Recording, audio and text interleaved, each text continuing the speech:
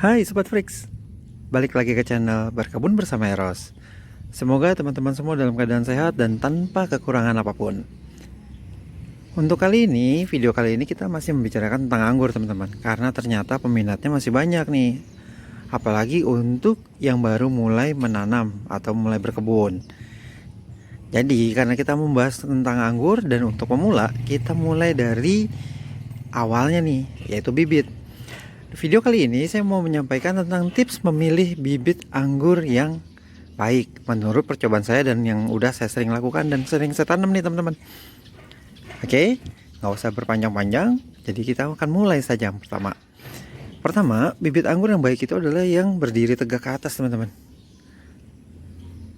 Yang tegak berdiri ke atas seperti ini. Kalau teman-teman lihat nih, ini favorit saya biasanya begini, seperti ini. Terus juga ini walaupun kelihatannya miring tapi sebenarnya dia tegak ke atas. Itu juga sama. Nah, buat teman-teman semua, hindarin bibit yang miring ke samping teman-teman. Contoh seperti ini nih.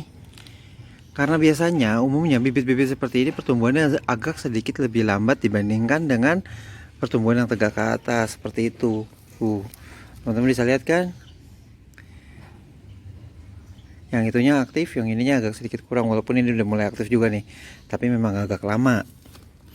Itu yang pertama, tumbuhannya tegak ke atas.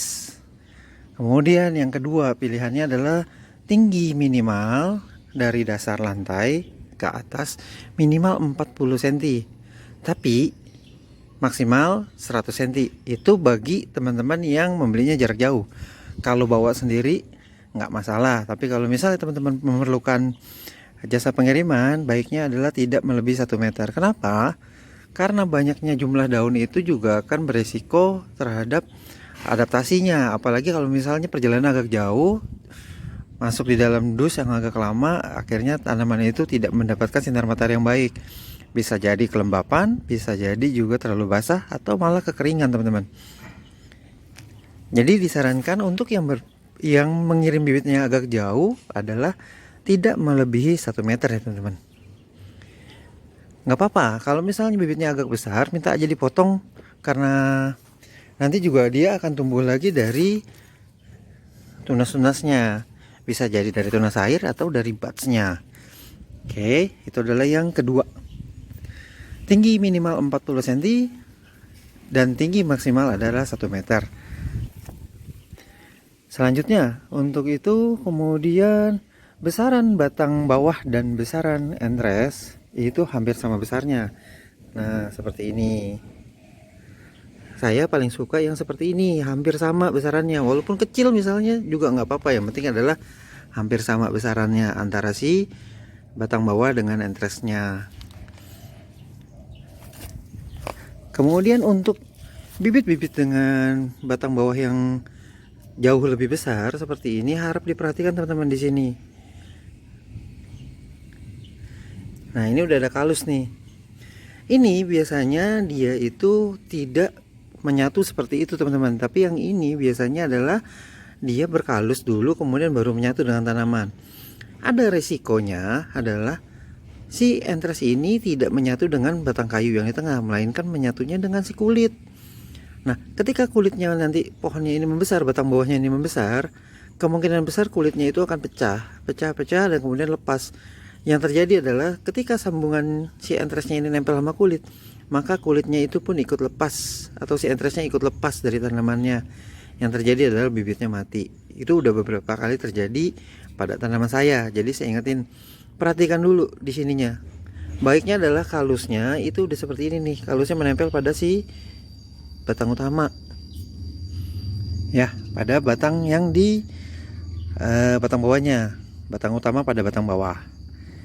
Oke, itu yang ketiga. Nah, yang keempat itu yang perlu diperhatikan adalah ruas batang nih teman-teman, atau kita panggil internode. Nih, ini node, ini kan tengah-tengahnya ada internode tuh. Nah, internode-nya itu antara yang atas yang bawah, dan ini baiknya adalah besarnya hampir sama serta panjangnya jaraknya juga hampir sama. Ya. Diulang lagi nih. Yang pertama, berdiri tegak, tidak menyamping. Kemudian minimal adalah 40 cm, maksimal 1 meter, yang lebih mendingan ya, yang baik ya. Kemudian adalah besarannya hampir sama. Besaran C entres dengan batang bawah hampir sama, dan kemudian adalah ruasnya, ruas batang serta jaraknya maupun besarannya itu hampir sama dari si entresnya. Bukan si entres lagi sih, ini udah jadi bibit ya. Maksudnya jarak dan besaran si internode pada bibit itu hampir sama. Nah, itu adalah ciri-ciri tanaman yang baik. Yang selanjutnya adalah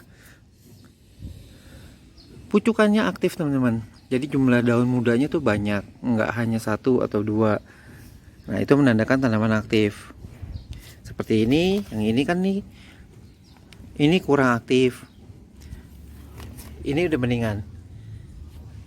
Yang itu juga mendingan. Ya, di pucukannya terdiri lebih dari 1 atau 2. Bahkan sebenarnya minimal itu adalah 3.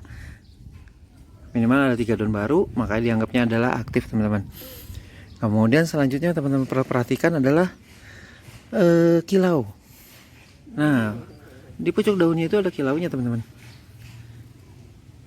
Tuh, pucuk daun mudanya itu ada kilau, berkilau. Kalau tanaman itu berkilau, makanya menandakan dia mulai masuki masa yang sehat. Nah, ini walaupun sebenarnya awalnya tanaman nggak sehat, tapi dia udah mulai sehat nih, pucukannya udah mulai berkilau.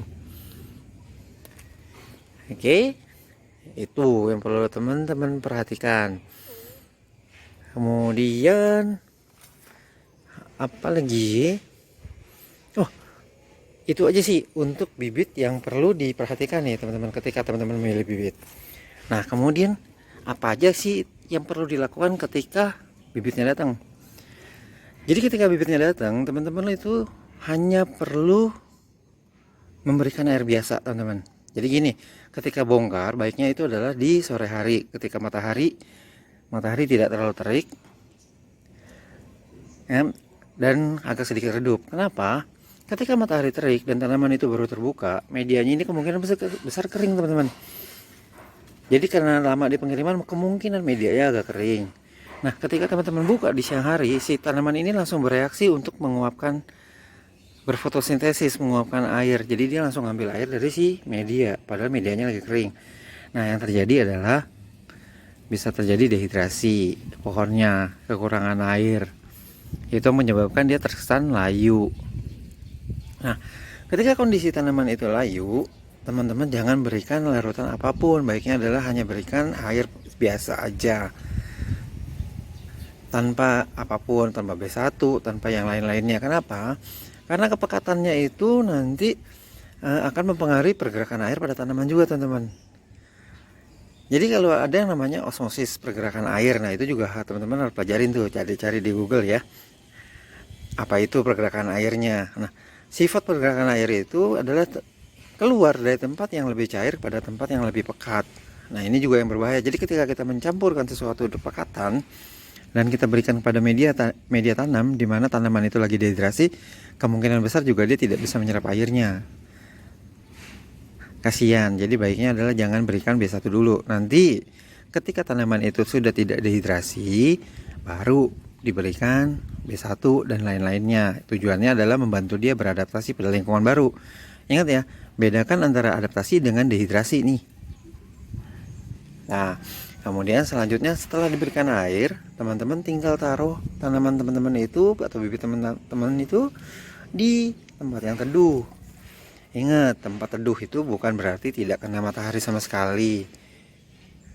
Soalnya kalau misalnya tidak kena matahari sama sekali, udah lama dalam perjalanan, dalam dus, dia nggak kena sinar sama sekali, nggak bisa fotosintesis, tanaman itu nggak mendapatkan energi, nggak mendapatkan glukosa.